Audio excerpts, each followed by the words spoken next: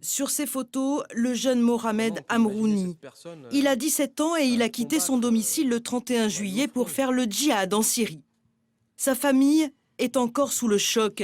C'est un travail de longue haleine parce que bon, il s'est radicalement transformé. Donc, il est vraiment conditionné pour faire ce voyage. C'est pas un truc qui a été fait rapidement. Donc c'est vraiment quelque chose qui a été préparé et puis depuis un moment. Nous sommes à Kala Kebira, à 130 km au sud de Tunis. La famille de Mohamed nous emmène là où tout a commencé, la mosquée d'Ardour. Comme de nombreuses mosquées en Tunisie depuis la Révolution, elle a été prise de force par le mouvement salafiste. C'est là où les jeunes sont influencés, c'est là où on les prend, si je puis dire, au berceau pour les envoyer au front. Plus de la moitié des mosquées en Tunisie seraient aux mains des djihadistes, hors contrôle du gouvernement, accusé de laxisme par les familles comme par la société civile. Le problème, c'est dans les mosquées.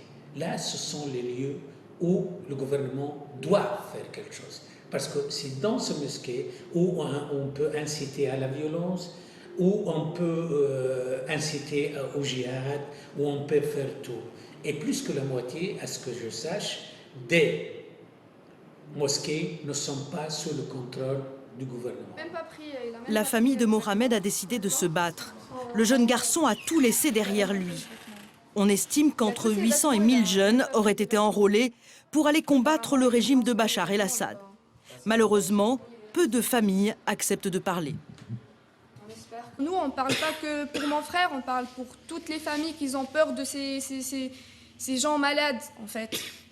On parle pour tout le monde. Déjà, je sais pas, en fait, je sais pas pourquoi il n'y a personne qui parle. Mohamed n'a donné aucune nouvelle depuis son départ. Côté gouvernement, une cellule de crise a été créée, mais pour les familles, c'est insuffisant. Elles attendent de l'État qu'il agisse directement sur les mosquées, première cause des engagements en Syrie.